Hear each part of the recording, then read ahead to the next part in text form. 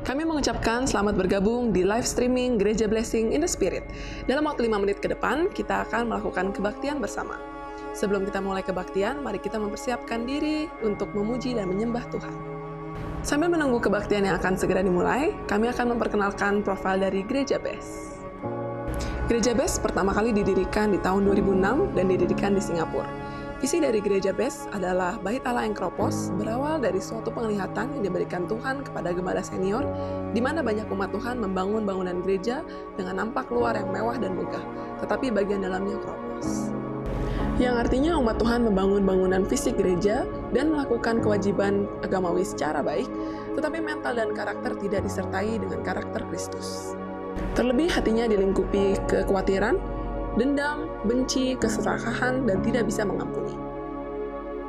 Misi dari Gereja BES adalah menjadi gereja percontohan di akhir zaman dengan melalui kebaktian, membawa jiwa kepada Tuhan dan ajaran Yesus.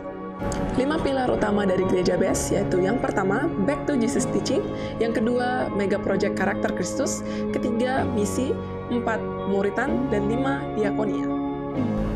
Apa itu Mega Project Karakter Kristus? Mega Project Karakter Kristus adalah salah satu pilar dan program Gereja BES. Melalui program ini, gereja ingin membentuk karakter, mental, dan etika jemaat sesuai dengan ajaran Yesus. Hingga saat ini, Gereja BES sudah memiliki 59 cabang gereja yang tersebar di beberapa negara, seperti Indonesia, Singapura, China, Australia, Ghana, hingga Amerika.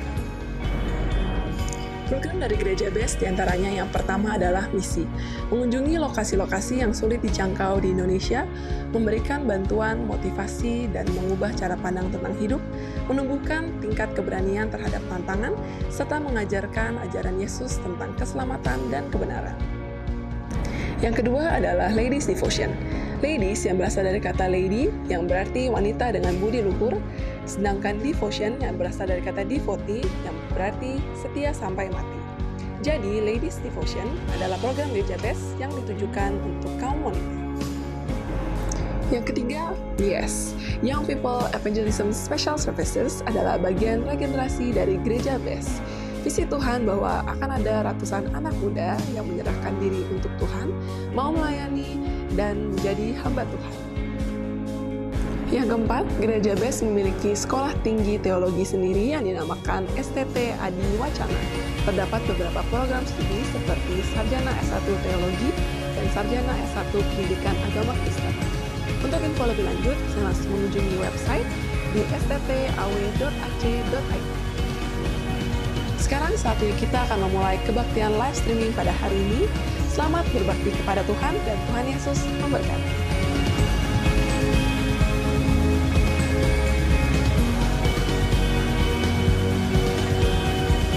Baik, puji Tuhan, Shalom. Salam damai sejahtera bagi kita semua yang ada pada saat ini dan juga Bapak Ibu yang menyaksikan secara online. Kita ada dalam hadirat Tuhan, kita akan membuka ibadah kita pada saat ini. Mari kita tundukkan kepala dan kita akan berdoa. Sungguh besar karya dan kasih-Mu dalam kehidupan kami Tuhan. Kami masih ada sampai saat ini Tuhan. Semua karena perkenanan dan pertolongan Tuhan. Penyertaan Tuhan yang melimpah atas setiap kehidupan kami. Pada saat ini Tuhan, kami ingin menikmati hadirat Tuhan. Kami ingin menyembah Tuhan. Kami ingin tenggelam dalam setiap anugerah dan hadirat Tuhan pada saat ini. Berkati setiap kami Tuhan yang datang mencari Tuhan, mencari wajah Tuhan. Biarlah kami boleh dipuaskan lewat hadirat Tuhan pada saat ini Tuhan. Kami yang siap menyembah, kami siap memuji Engkau di dalam nama Tuhan Yesus Kristus. Amin. Kita ada dalam hadirat Tuhan, kita ingin menyembah Tuhan. Terima kasih.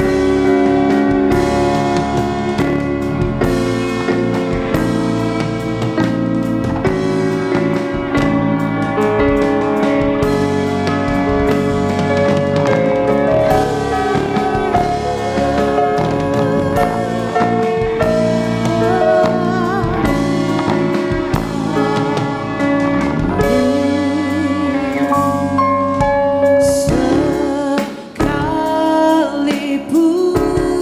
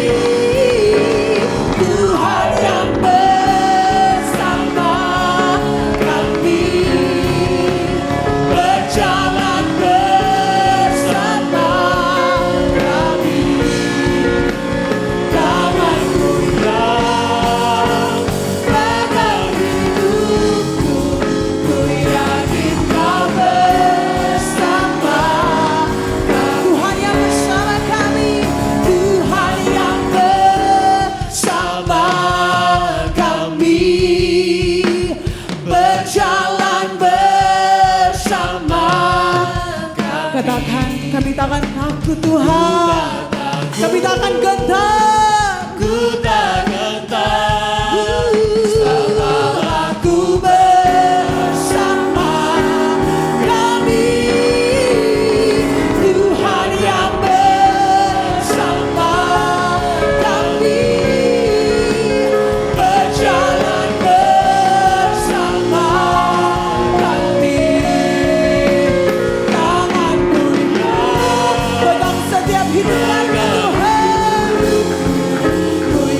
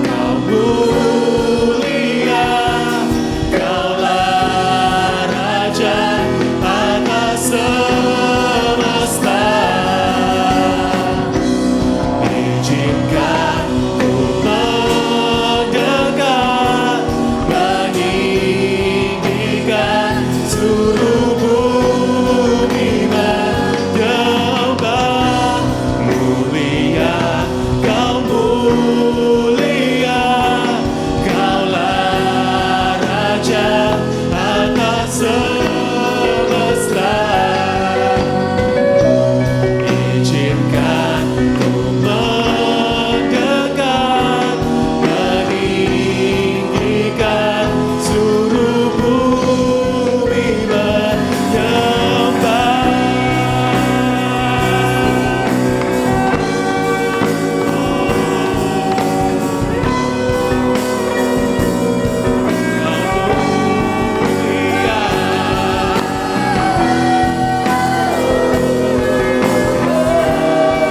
Angkat suaramu, angkat pujianmu buat Tuhan, karena Dia yang mulia.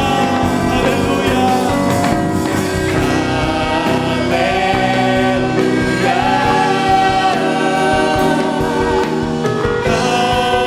Haleluya. Bagi anak domba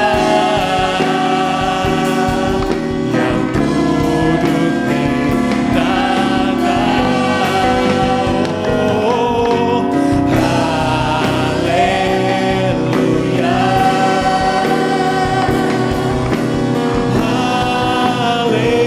Haleluya. Bagi anak domba berkuasa selamanya. Lebih sungguh-sungguh lagi kita katakan haleluya. Haleluya.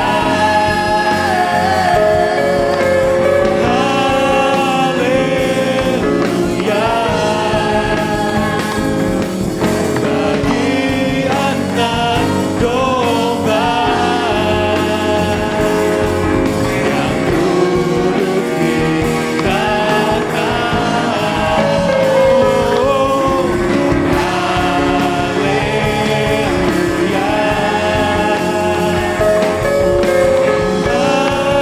Haleluya. Bagi anak domba berkuasa selamanya.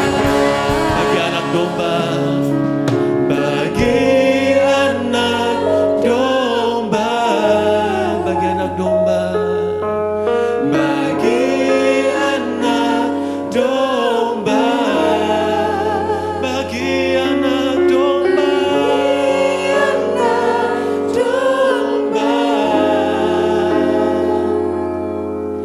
berkuasa selamanya. Kau mulia buat Tuhan.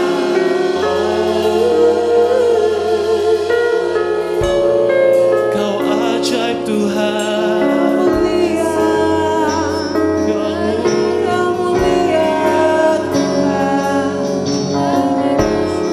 beri angkat mazmurmu di hadapan Tuhan. Oh, haleluya.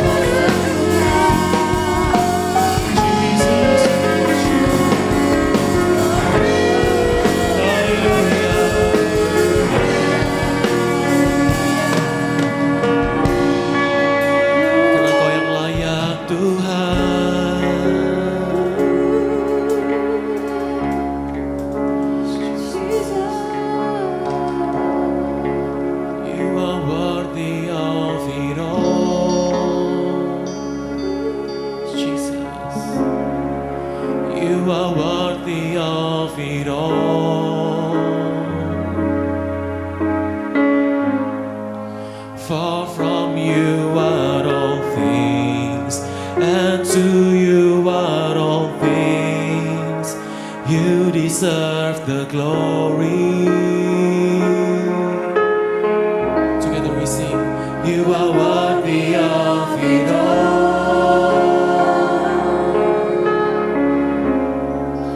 You are worthy of it all.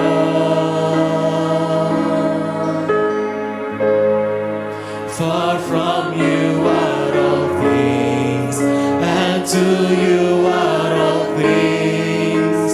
You deserve the glory.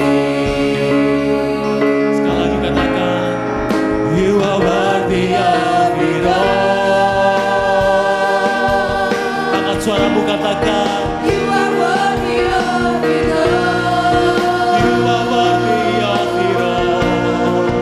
Far from you are all things, and to you are all things. You deserve the glory. Oh, you are worthy of it all. You are worthy of it all. Far from you are all things, and to you are all things. You deserve the glory. Lebih lagi katakan, you are worthy of it all. Jesus, you are worthy of it all.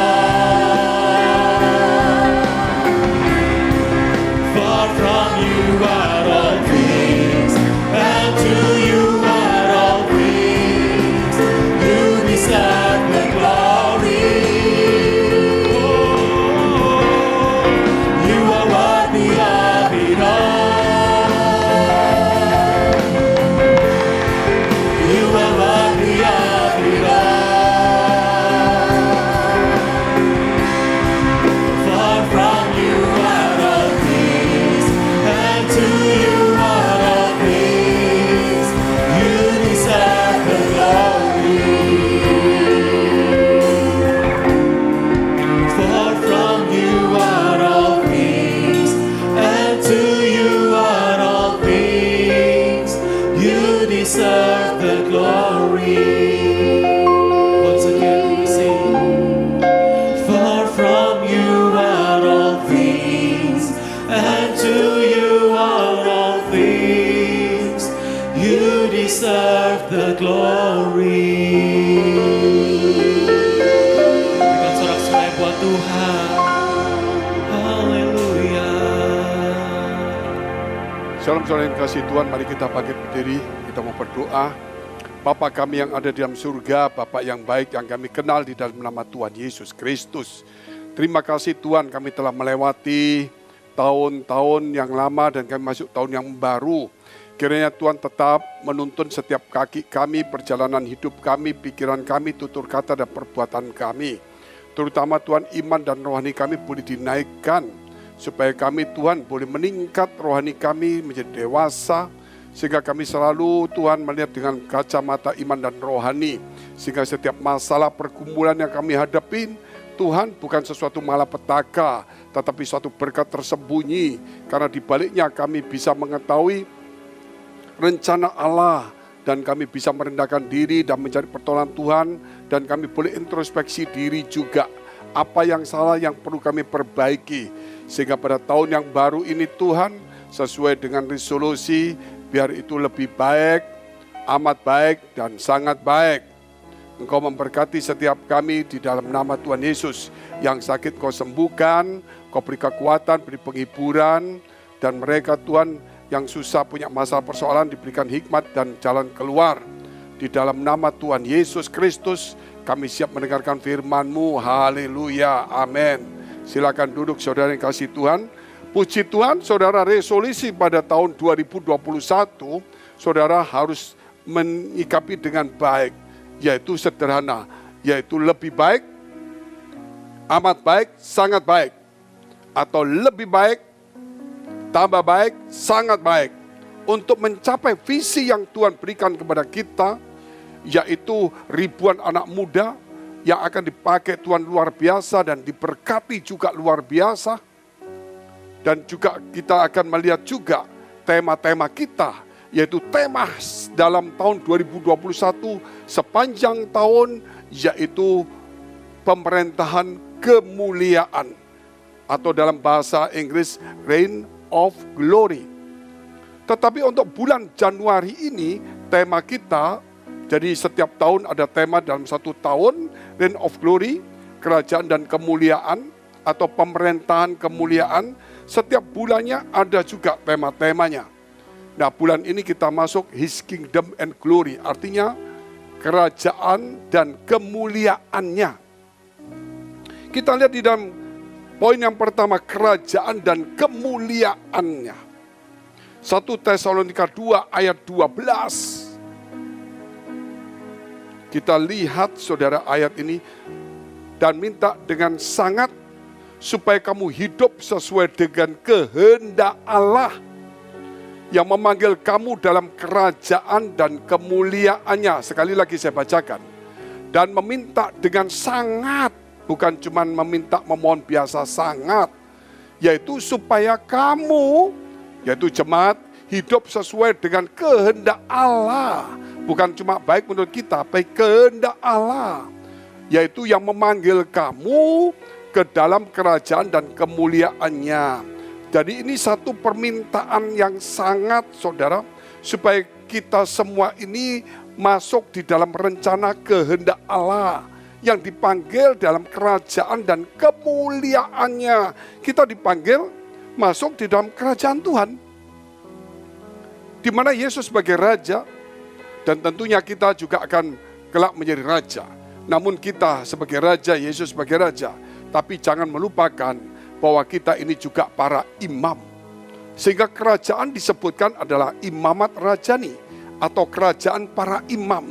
Sehingga pola tingkah laku kita tidak menunjukkan sewenang-wenang, arogan, sombong, dan bergaya seperti orang kaya, dan kita menghambur-hamburkan uang, mau minta prioritas, dan kita mau minta saudara, ya banyak hal saudara.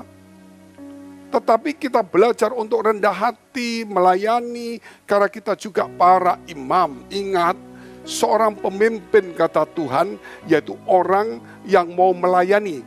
Dan orang yang merendahkan dirinya, itulah pemimpin. Bukan pemimpin secara dunia, yaitu mereka yang memerintah. Tapi pemimpin yang di surga adalah orang yang mau melayani. Puji Tuhan, itulah kerajaan para imam. Dan tentunya saudara, kita tahu kemuliaan demi kemuliaan ini kita akan melihat. Untuk mencapai itu, saya pernah mendapatkan satu pernyataan dari Tuhan. Yaitu melihat sebuah kitab kehidupan yang sudah berulang-ulang saya khotbahkan, dan saya tulis dalam buku, dan saya sudah seminarkan di banyak tempat termasuk para pelayan Tuhan. Yaitu salah satu, di dalam buku itu ada empat bagian yang kosong. Dan masing-masing saudara yang kosong itu, yang pertama kiri atas ini kosong. Di bawahnya itu disebut kemuliaan. Terus yang di atas sebelah satu lagi itu, jadi sini kosong, ini terus kemuliaan, terus ini saudara disebut yaitu kehendak Allah. Dan ini disebut ya kehendak Allah. Kalau nggak salah dia 7 roh Allah. Dan yang paling bawah kehendak Allah. Ini kurang lebih lah saudara. Tapi yang pasti ada kemuliaan dan kehendak Allah. Untuk kita mencapai kepada kemuliaan Tuhan, yaitu kita harus melakukan kehendak Allah. Untuk melakukan kehendak Allah, berarti kita menyisihkan kehendak kita. Untuk menyisihkan kehendak kita, berarti kita ini belajar untuk mematikan, atau juga saudara untuk menyangkal ego kita, keinginan kita. Bukan dinomorsatukan, tapi dibawa dari keinginan Tuhan. Sebagaimana Yesus juga pernah berdoa, kalau boleh cawan ini lalu daripadaku, tapi bukan kehendakku yang jadi, melainkan kehendakmu, berarti harus disisihkan. Dan itulah saudara kalau kita mau belajar seperti itu. Oleh karena itu kalau kita melihat banyak hal, tentu kehendak Allah ini banyak. Ke gereja yang kehendak Allah, bertobat kehendak Allah, dibaptis kehendak Allah. Semua banyak kehendak Allah, tapi saudara kehendak Allah apa? Dalam kehidupan sehari-hari, di dalam melayani. Makanya ada doa Bapa kami. Jadilah kehendakmu di bumi seperti di surga, itu lebih lengkap. Kenapa saudara? Supaya kehendak Allah yang ada di surga itu diimpartasikan di bumi. Bukan keinginan di bumi diimpartasikan di surga. Itu doa kita yang penuh hawa nafsu, keinginan, ya, ambisi, terus kita minta. Tapi kita harus minta apa yang Tuhan mau saya perbuat untuk gereja, rumah tangga, keluarga, usaha saya. Dan itu diimpartasikan. Contohnya salah satu kita mengalah, berdamai, mengasihi, dan kita rukun, rendah hati, takut Tuhan. Disitulah berkat akan dicurahkan. Dikatakan orang yang takut Tuhan dan rendah hati, dia akan diberkati Tuhan. Oleh karena itu Bapak Ibu saudara yang dikasihi Tuhan, kita tahu kehendak Allah itu bukan bicara cuma bergereja, bukan cuma melayani, tapi harus punya sepenuh hati kita. Karena Tuhan berkata, kasihlah Tuhan Allahmu dengan segenap hatimu, segenap jiwamu, segenap akal budi dan kekuatanmu. Bukan setengah-setengah. Dan setiap orang yang ikut Tuhan tidak boleh menoleh ke belakang, dan tidak boleh bersungut-sungut, tidak boleh membalas kejahatan dengan kejahatan, tapi dengan kebaikan. Dan kita terlalu saudara terlebih daripada itu, yaitu kita harus lebih dahulu untuk saling menghormati, saling memaafkan. Itu harus di hati kita, harus ada ruang yang besar. Jangan sampai saudara kita ini menghakimi, terus menceritakan kesalahan orang lain. Saudara ngomong itu loh di sana, itu loh di sini, itu loh jemaat baru, itu loh jemaat lama, orangnya begini-begini. Nggak perlu. Karena kita tidak diberi hak untuk menceritakan kelemahan kesalahan orang kepada orang lain. Tetapi kalau kita tahu kita diberi hak untuk mendoakan dan melayani, kita tidak diberi hak untuk menghakimi. Yang kita diberi hak untuk mengajar dan memuridkan. Kita lihat di dalam kitab Mazmur 145 ayat 11 dan ayat 12. Mereka akan mengumumkan kemuliaan kerajaanmu. Siapa yang mereka itu? Yaitu mereka-mereka jamak, boleh juga kita-kita juga. Dan akan membicarakan keperkasaanmu. Saudara, yang kita bicarakan seperti itu. Untuk memberitahukan keperkasaanmu kepada anak-anak manusia dan kemuliaan semarak kerajaanmu. Haleluya. Jadi mereka menceritakan kemuliaan Tuhan dan keperkasaan Tuhan. Dan menceritakan kepada anak-anak tentang keperkasaan Tuhan, tentang kemuliaan kerajaan surga. Dan yang harus diimpartasikan di bumi dalam keluarga, juga di dalam gereja kita.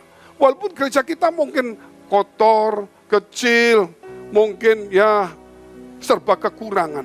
Namun itu satu hiasan yang dari benda, dari materi, dari uang. Yang bisa saja orang kasih uang.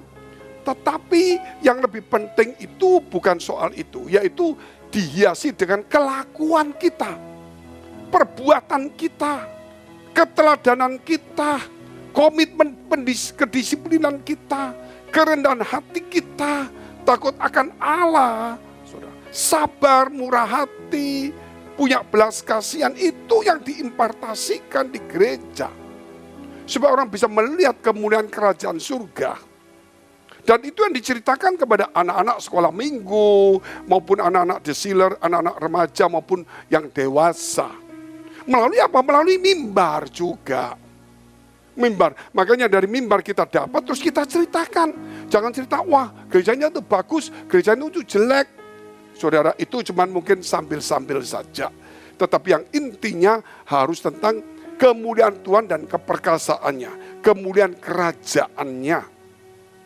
Dan kita yang harus menceritakan, karena kita akan masuk di tempat itu. Kita lihat dalam Wahyu pasal 1 ayat yang ke-6. Dan yang telah membuat kita menjadi suatu kerajaan. Nah ini saudara, menjadi suatu kerajaan, menjadi imam-imam bagi Allah Bapaknya. Bagi Dialah kemuliaan dan kuasa sampai selama-lamanya. Amin. Ada kerajaan, ada kuasa, ada kemuliaan, ada imam, jangan lupa. Ada gereja, ada otoritas, ada hierarki, ada pendudukan diri, jangan lupa juga. Ada kerohanian iman yang dicerminkan dari setiap jemaat atau setiap orang yang percaya Tuhan. Karena kita adalah kerajaan para imam. Imam-imam bagi Allahnya mewakili Tuhan di muka bumi untuk mendidik anak kita, untuk berbicara kepada lingkungan kita, untuk berbicara di gereja, mungkin di dalam komsel, tetapi bukan mengajar. Kadang-kadang kita mungkin tidak punya otoritas mengajar, tapi melalui tingkah laku contoh teladan kita. Itu paling penting dan itu mengena. Karena banyak sekarang orang menceritakan menurut pandangannya. Dan akhirnya seperti menggurui, padahal dia tidak memberi contoh. Dia sok pandai cuma teori, tidak ada praktek. Itu orang jenuh zaman sekarang. Apalagi kedatangan Tuhan sudah dekat, Bapak Ibu dikasih Tuhan, sudah terlalu dekat. Kita bukan mengajar orang, tapi kita memberi contoh. Karena supaya kita yang diangkat, bukan supaya kamu diangkat. Supaya kamu diangkat, tapi saya enggak boleh. Karena saya diangkat, saya ingin kamu juga diangkat. Karena saya akan diangkat oleh Tuhan, aku juga ingin supaya kamu diangkat. Bukan supaya kamu diangkat, kalau saya urusan belakang, tidak boleh. Kita lihat poin yang kedua. Dipanggil masuk kerajaan dan kemuliaannya. Dipanggil masuk kerajaan dan kemuliaannya. Jadi kita dipanggil tadi, dipanggil untuk masuk dalam kerajaannya dan kemuliaannya. Puji Tuhan. 1 Tesalonika 2 ayat 12 kita ulang lagi. Dan meminta dengan sangat supaya kamu hidup sesuai dengan kehendak Allah yang memanggil kamu ke dalam kerajaan dan kemuliaannya. 18-20. Sebab kami telah berniat untuk datang kepada kamu. Aku, kalau ada titik 2 itu berarti ada 1-2 kata yang susah dibaca, sehingga tidak boleh ditulis sembarangan, tapi dikasih garis 2. Itu menunjukkan Alkitab itu ya dan amin. Tidak boleh direka-reka walaupun kurang lebih tahu kata apa. Tetapi karena sulit, sehingga dikasih berarti itu kabur. Mungkin karena sudah usang lama. Paulus malahan lebih dari sekali, garis 2 lagi ada 2 kata hilang, tetapi iblis telah mencegah kami. Sebab siapakah pengharapan kami atau sukacita kami atau mahkota kemegahan kami di hadapan Yesus Tuhan kita pada waktu kedatangannya kalau bukan kamu. Jadi kita tahu Tuhan akan datang. Sungguh kamulah kemuliaan kami dan sukacita kami. Kamulah kemuliaan kami dan sukacita kami menjelang kedatangan Tuhan. Biar kita bukan menunjukkan sebagai orang Kristen saja, tapi kemuliaan Tuhan boleh nampak. Mungkin kita kalau bila dikatakan saudara, kalau seorang anak itu mencerminkan daripada keluarga itu sendiri. Apakah orang terdidik, atau seorang bangsawan, atau seorang terpelajar, atau seorang jahat tidak berpendidikan, atau seorang yang kaya, pejabat bisa kelihatan dari gayanya.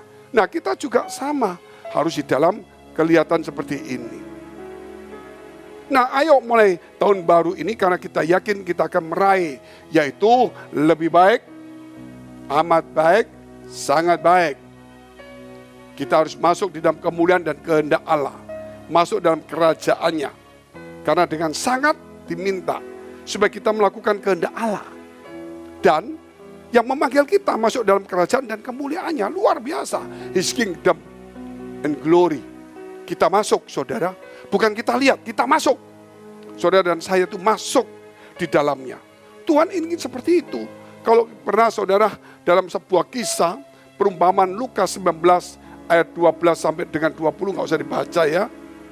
Lukas 19 ayat 12 sampai dengan ya 22-23. Yaitu ada seorang bangsawan yang dari negeri jauh. Seorang bangsawan dari negeri jauh yang dipanggil untuk jadi raja.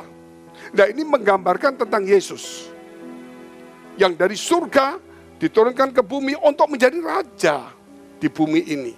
Sehingga dia memberitakan Injil kerajaan surga dan dia memanggil kita masuk di dalam kerajaan dan kemuliaannya. dengan cara melakukan kehendak Bapa. Karena kerajaan itu bukan kerajaan dunia, tapi kerajaan para imam. Kemudian dia memanggil 10 hambanya. Masing-masing dikasih 1 mina dan dia pergi ke satu tempat jauh. Sekembali karena saudara, setelah itu dia tahu banyak orang menolak. Dia menjadi raja. Yaitu Yesus datang, ditolaklah oleh Israel. Tapi dia memberikan mina kepada banyak orang. Kepercayaan. Setelah dia datang, dia tanya kepada satu. Mana mina yang kuberikan kepada kamu? Tuhan, sudah jadi 10 mina itu. Nah, mina itu bisa beranak, saudara, 10. Maka raja itu berkata, baik, engkau akan diberi kekuasaan atas 10 kota. Dia datang satunya lagi. Tuhan, mina Tuhan berkembang 5. Baik, engkau diberi kekuasaan atas 5 kota. Yang satu lagi berkata, didatengin, bagaimana dengan kamu? Wah, saya simpan dalam sapu tangan karena Tuhan kejam, Tuhan bini. Baik, kalau kamu katakan aku kejam, seharusnya kamu harus mengembalikan mina itu kepada orang yang bisa mengembangkannya. Oleh sebab itu orang itu dihukum, saudara. Dan kemudian Tuhan berkata melalui perumpamaan, siapa yang punya akan ditambah. Siapa yang gak punya akan diambil sekalian semuanya. Itu menunjukkan bahwa setiap orang ini punya mina masing-masing. Saudara mau kembangkan 10 atau 5 atau menjadi 2, silakan saudara. Tetapi jangan sampai saudara mengembangkan dengan cara yang salah. Karena kita tahu harus ada kehendak Allah. Saudara dikasih tugas sebagai mungkin worship leader, jadilah sungguh-sungguh. Saudara worship leader mungkin saudara jadi singer, double, jadilah sungguh-sungguh. Atau pemain musik. Atau mungkin saudara juga guru sekolah minggu. Atau aser. Atau administrasi. Atau multimedia. Atau pendoa. Enggak masalah. Saudara kembangkan. Kalau boleh ada 2-3. Sebagai guru sekolah minggu. Saya di rumah saya bantu administrasi. Dan kalau saya hari biasa saya akan doakan untuk gereja. Luar biasa saudara. Dan mungkin kalau hari-hari biasa saya bantu untuk memanage Zoom. Supaya ada komsel atau apa lebih bagus. Saya akan bantu Pak membuat saya flyer-flyer yang bagus. Supaya menarik. Nah saudara akan dapat. Membantu itu luar biasa sekali. Jangan menjadi orang pasif. Pasif ya ini, kadang-kadang kerjaannya juga nggak bagus. WL, khotbah ya khotbah seadanya, yang ngomong-ngomong cerita-cerita kesaksiannya dia, naik pesawat nggak bayar, saudara. Untung nggak dia dikejar-kejar, akhirnya dia lolos, nggak perlu lagi. Jadi kita harus sesuatu yang baiklah. Ada yang perlu kita pikirkan kembali. Tuhan ingin seperti itu. Nah, kita lihat dulu dalam poin yang ketiga. Datanglah kerajaanmu. Lukas 11 ayat 1 dan 2. Datanglah kerajaanmu. Kalau di dalam versi Alkitab lain tentang doa Bapa kami di surga. Kita lihat itu. Lukas 11 ayat 1 dan 2. Pada satu kali Yesus sedang berdoa di satu tempat, ketika ia berhenti berdoa, berkatalah seorang dari murid-muridnya kepadanya, Tuhan, ajarlah kami berdoa, sama seperti yang diajarkan Yohanes kepada murid-muridnya. Jawab Yesus kepada mereka, apabila kamu berdoa, katakanlah, Bapa, dikuduskanlah namamu, datanglah kerajaanmu, jadilah kehendakmu di bumi seperti di surga. Lihat, apabila kamu berdoa, katakanlah, Bapa, atau Bapa kami di surga, dikuduskanlah namamu. Kata dikuduskanlah namamu dalam terjemahan lain, dalam versi yang lain pernah dituliskan dimuliakanlah namamu. Jadi kalau kita bicara dikuduskan sama dimuliakan itu hampir sama, walaupun tidak sama persis. Orang kudus itu menjadi mulia, orang mulia itu pasti kudus. Jadi di sini saudara, dikuduskanlah namamu, dimuliakanlah namamu. Datanglah kerajaanmu di bumi seperti di surga. Jadi kemuliaan kerajaan itu ada. Kemuliaan kerajaan itu juga lambang dari kekudusan. Berarti harus ada imam-imam. Kerajaan kita ini bukan bicara soal kekuatan perang menang, saudara. Kalau itu dunia bisa.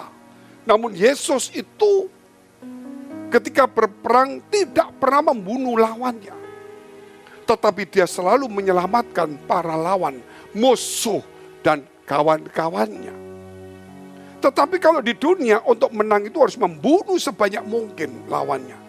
Tapi kalau Yesus tidak, dia menyelamatkan sebanyak mungkin. Nah, oleh karena itu dikatakan di sini, dimuliakanlah namamu, sama dengan dikuduskanlah namamu, datanglah kerajaanmu di bumi seperti di surga. Jadi mengimpartasikan melalui kesucian kasih Tuhan. Dan kita berhak memanggil Allah kita sebagai Bapa. Karena apa? Karena kita sudah disucikan oleh darah Yesus. Dan kita masuk di dalam kesucian itu. Dan kemudian kita tetap hidup dalam kesucian. Dalam mencintai kekudusan. Sehingga tingkah laku kita sebisa mungkin. Kita harus menjadi teladan sesuai dengan firman Allah. Walaupun mungkin kita lakukan 10, hanya mungkin 1 kurang tepat, gak apa-apa, kita coba terus. Tetapi jangan pasif, aku ya begini-begini, sifatku marah-marah gini, aku orangnya caspulan ya begini. Ya itu memang asalnya kamu begitu, memang tahu. Ya kamu dari masuk neraka ya neraka dari dulu, berdosa ya dosa dari dulu. Tetapi kan sudah diselamatkan kepada Tuhan, oleh Tuhan. Nah, sifatku begini-begini. Tapi karena Tuhan aku berubah. Karena Tuhan aku berubah, sudah berubah. Belajar untuk berubah terus menerus. Sehingga datanglah kerajaanmu. Saudara kasih Tuhan, kalau seperti ini, makanya kita harus belajar firman Allah. Setiap orang bukan pendeta, tetapi di hadapan Allah, kamu adalah imamat rajani, para imam. Imam-imam untuk Bapa di surga, mewakili di rumah kita. Sekali lagi kita perlu belajar firman Allah. Sejarah, budayanya, kronologisnya, remanya, catatan kakinya, terjemahannya, saudara boleh. Oleh karena itu, untuk jemaat-jemaat, kita adakan kursus bahasa Inggris gratis. Tetapi saudara, diprioritaskan untuk pekerja dan guru sekolah minggu. Namun kalau ada jemaat ikut, silakan. Karena kita akan buka per kelas 15 orang selama 3 bulan, seminggu sekali atau 2 kali. Mungkin jamnya akan disesuaikan. Dan itu ada 5 dosen, 5 guru yang akan mengajar saudara di 5 kelas. Jadi cepat daftar. Masing-masing kelas 15 orang supaya tidak kebanyakan. Terutama guru sekolah minggu, supaya nanti Ibrani ini, bahasa Ibrani, abjad alfabetnya itu, saudara, alfabetnya itu diajarkan. Seperti Alef dan sebagainya itu diajarkan berbentuk nyanyian dulu. Selama 1 bulan setelah saudara pintar, saudara pandai, saudara mengajarkan ke sekolah minggu, nyanyi ini dengan lagu-lagu atau alfabet itu dilakukan. Setelah dilakukan, dimunculkan hurufnya. Setelah dimunculkan hurufnya, baru diajari angka-angka. Nah, akhirnya sudah bisa. Seperti ABCD dan sebagainya. Puji Tuhan, karena kalau kita lihat alfabet daripada Ibrani itu, kalau Alef itu 1, dan kemudian terus sampai 10, dan yang ke-10 itu apa saudara? Maka angka kalau 10 itu dari angka ini ke 1 ini. Jadi lebih mudah. Dan saudara mesti belajar. Ini kesempatan tapi bukan untuk jemaat lain. Tapi bukan untuk sombong-sombongan. Tapi kita harus bisa dikit-dikit lah. Kita lihat poin yang terakhir, poin yang keempat. Nama Tuhan dimuliakan dalam kamu. Nama Tuhan dimuliakan dalam kamu. Setiap apa yang kita perbuat, ingat, jangan egois, jangan kasar, jangan merampas, jangan ambisi, jangan menipu orang, jangan tidak mau kalah, jangan kalau bahasa seberangnya bocengli, saudara. Atau ya tidak tahu aturan. Karena kita tuh harus memuliakan Tuhan di dalam hidup kita. Nama Tuhan dipertaruhkan loh pada kita. Tuhan naruh namanya ini loh Kristen, ini loh Yesus, ini loh namaku tak titipkan kamu. Jaga baik-baik melalui tingkah lakumu. Kalau kamu rugi karena namaku ini, aku akan ganti 10 kali lipat. Kalau kamu kehilangan sesuatu karena namaku ini, kamu akan dapat 100 kali lipat. Luar biasa. Jadi kita harus jaga dengan baik. Jangan saudara, gara-gara saudara hilang satu, saudara gak mau kalah, terus saudara nipu orang. Orang jadi sakit hati. Padahal Tuhan ngomong karena namaku, kamu kehilangan. Rugi. Tuhan akan ganti. Bahkan 100 kali lipat kalau karena nama Tuhan. Karena kebenaran. Karena ingin mencerminkan Tuhan. Tapi jangan bodoh-bodoh. Ini orang utangnya banyak, gak apa-apa lah Pak. Nanti kalau gak bayar ya sudah Tuhan ganti, gak bisa. Kalau ada orang utang ya saudara, jangan utang lah. Saudara punya sedikit ya kasih aja supaya ambil aja, gak usah utang. Kalau utang-utangan di gereja tidak boleh. Terutama dagang di gereja juga tidak boleh. Dagang antar teman, saudara lihat baju suci itu diobrak-abrik karena semua dagang. Kalau jual buku rohani oke lah. Mungkin kaset-kaset sekali-sekali oke lah. Tetapi kalau untuk dagangan kita nggak bisa. Mungkin karena situasi sekarang situasi sulit, pandemi, saudara online antara online boleh. Kenapa saudara? Karena saudara beli kalau saudara tertarik makanan itu. Tapi bukan dagang kongsi. Aku dagang ini kamu mau beli enggak ini utang enggak boleh saudara. Ya sudah, kasih tahu kalau kamu punya toko A. Kasih tahu kalau kamu punya pesanan makanan online apa atau apa. Cukup. Dan tidak ada utang, tidak ada lain. Itu hanya info. Jangan terus, kamu punya anu, tak kasih titipan ya. Jualan yang tak kasih komisi. Saudara, jangan itu lagi. Dan jangan ngomong di gereja, aku punya online ini, punya online ini. Cukup, sekali, 2 kali, cukup. Kalau memang sampai terlalu banyak, nanti tolong para gembala bikinkan info aja juga 1. Tapi tidak boleh utang, tidak boleh dagang, tidak boleh menipu. Gitu. Kalau mau butuh makanan A ini, B ini, C ini, tapi tanggung masing-masing. Enak gak enak. Karena kadang-kadang masak ada yang gak enak. Kadang-kadang ada yang ikannya mungkin kecampur yang kurang enak atau kurang segar. Kita nggak mau ikut campur. Ini hanya mungkin karena pandemi. Jangan, kita ini banyak gereja beribut karena itu saudara. Nama Tuhan dipertaruhkan kepada kita.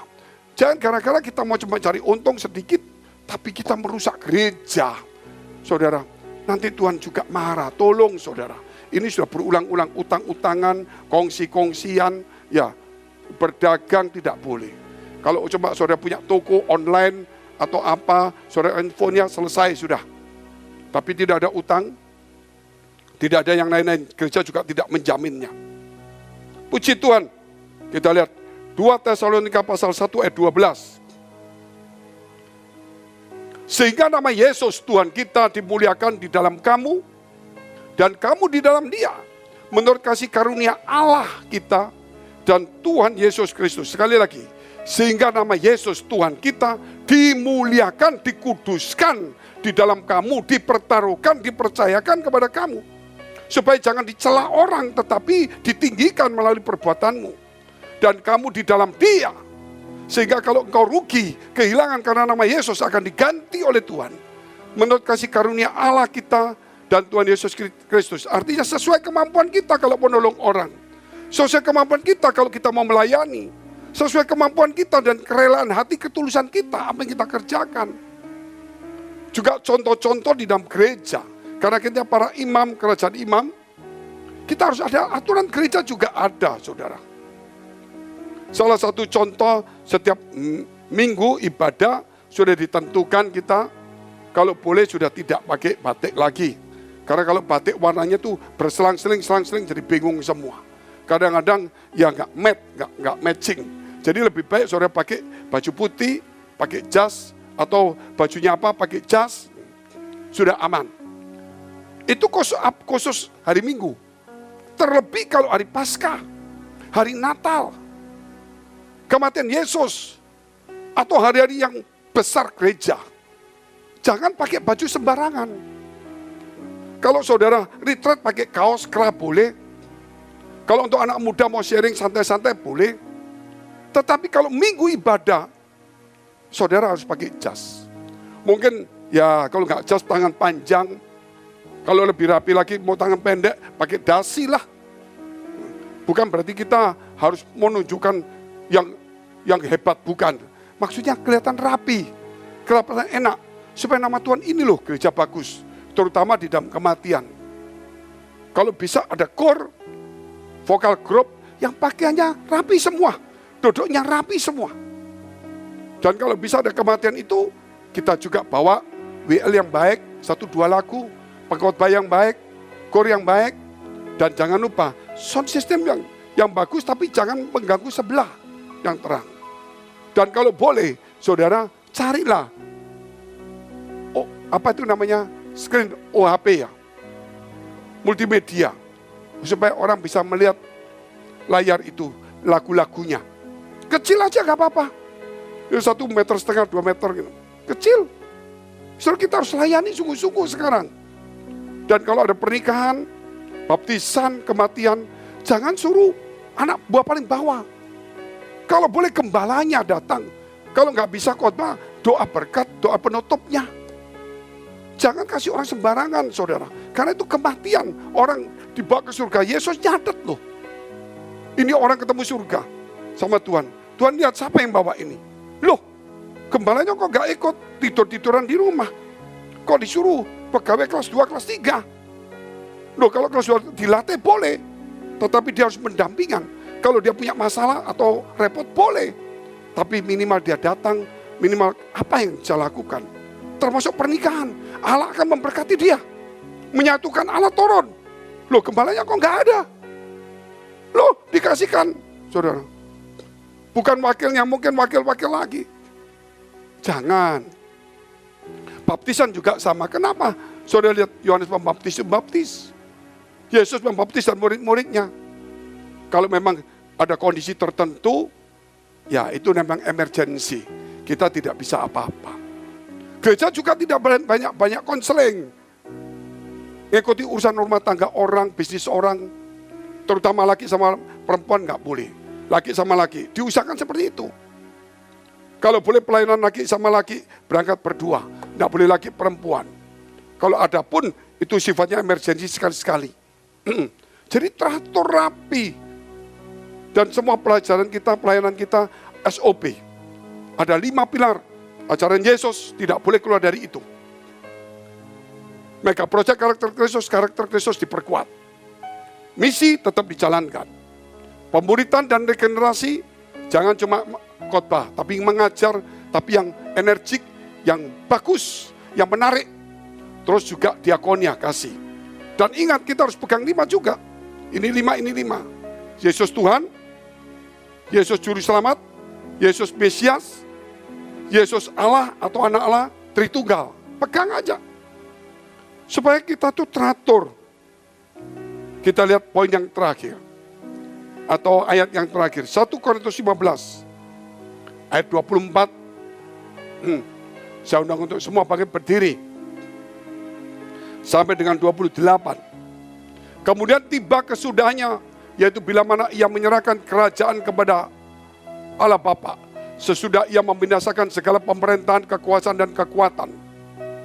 Karena ia harus memegang pemerintahan sebagai raja, sampai Allah meletakkan semua musuhnya di bawah kakinya, di bawah Yesus Kristus. Musuh yang terakhir yang dibinasakan ialah maut. Sebab segala sesuatu telah ditaklukkannya di bawah kakinya. Tetapi kalau dikatakan bahwa segala sesuatu telah ditaklukkan, maka teranglah bahwa ia sendiri yang telah menaklukkan segala sesuatu di bawah kaki Kristus. Itu tidak termasuk di dalamnya. Kalau semua ditaklukkan, nanti kita lihat. Tetapi kalau segala sesuatu telah ditaklukkan di bawah Kristus, maka ia sendiri sebagai anak akan menaklukkan dirinya di bawah dia, yang telah menaklukkan segala sesuatu di bawahnya. Supaya Allah menjadi semua di dalam semua. Puji Tuhan. Untuk yang terakhir ini, saya butuh waktu sejenak saja. Semua ditaklukkan oleh Kristus, di bawah Kristus. Semua oleh Bapa ditaklukkan di bawah Kristus. Di bawah Kristus ditaklukkan. Berarti ditaklukkan di bawah Kristus, berarti Kristus bukan takluk juga. Jadi Bapa membuat semua orang itu, semua musuh dan kematian maut ditaklukkan di bawah Yesus. Di bawah Yesus berarti Yesus tidak ikut ditaklukkan. Tapi Yesus taat merendahkan diri dan menaklukkan dirinya sendiri kepada Allah. Jadi Allah menaklukkan segala sesuatu di bawah Yesus. Yesus tidak di bawah sesuatu ini, bersama dengan sesuatu ini. Dia tetap di atas segala sesuatu karena ditaklukkan di bawah Yesus. Tingkatnya di atas. Tapi Yesus sendiri, dia menaklukkan dirinya, merendahkan dirinya, tetap di atas. Dari semua yang ditaklukkan, tetap di atas. Tapi dia sendiri menaklukkannya, taat kepada Bapaknya sampai mati. Tapi semua tetap di bawah Yesus. Walaupun dia menjadi hamba, walaupun dia merendahkan dirinya, dia tetap di atas dari semua yang ada ciptaannya. Mari, saudara, kita tunduk kepala, kita berdoa. Terima kasih Bapa di surga. Biar firman tentang His kingdom and glory, kerajaan para imam, Engkau Tuhan memohon dengan sangat, para rasul memohon dengan sangat, meminta dengan sangat, supaya kami boleh melakukan kehendak Allah. Karena Engkau memanggil kami masuk dalam kerajaan dan kemuliaan-Mu, yaitu kerajaan para imam.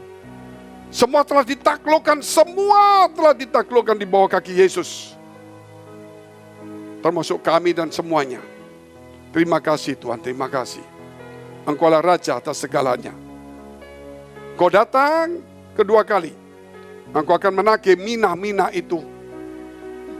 Biar mina yang ada pada kami tidak tetap satu. Minimal 2 atau 3. Supaya kami memerintah bersama dengan Yesus. 2-3 kota. Kalau boleh 5, 10 kota. Tuhan memberkati setiap kami. Kita berdoa untuk semua gereja yang ada di seluruh dunia. Kami berdoa untuk semua gereja yang ada di seluruh dunia. Dari hamba Tuhan sampai kepada umat Tuhan.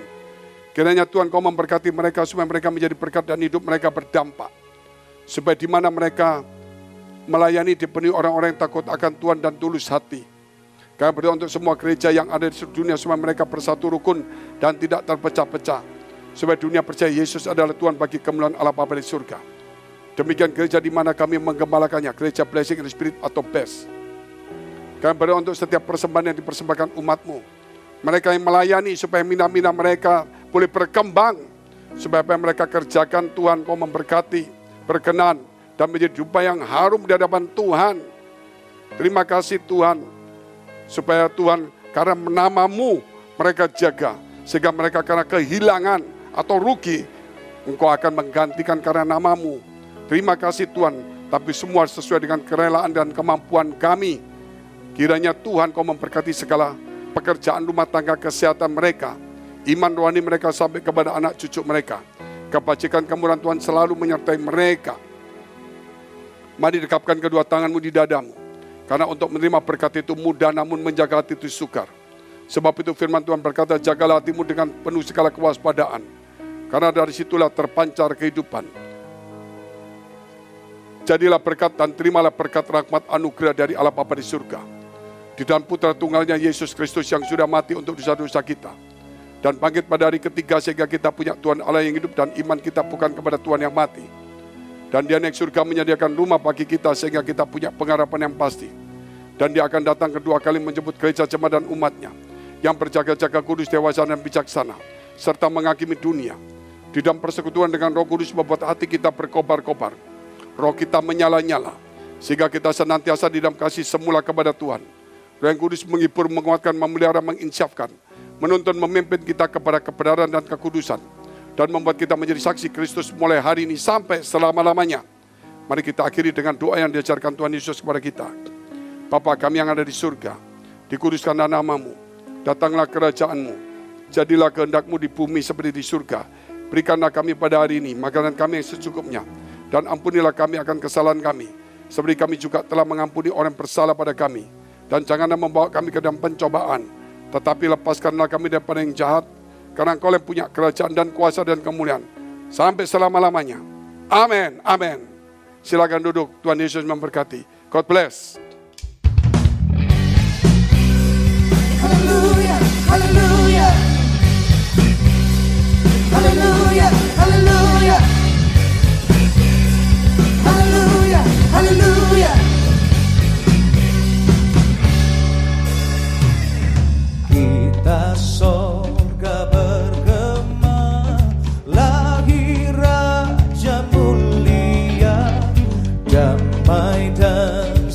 sejahtera turun dalam dunia. Katakan, bangsa-bangsa bangkitlah dan bersoraklah serta dalam anak yang kecil nyatalah Immanuel. Kita surga bergema, lahir Raja mulia. Haleluya, haleluya, haleluya, haleluya. Sama-sama gloria,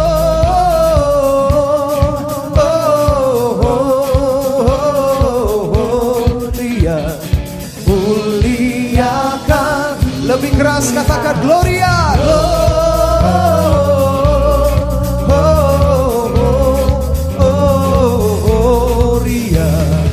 muliakan Tuhan, muliakan Tuhan, muliakan Tuhan. Haleluya, haleluya. Sorak-sorai kemuliaan bagi Tuhan kita. Haleluya.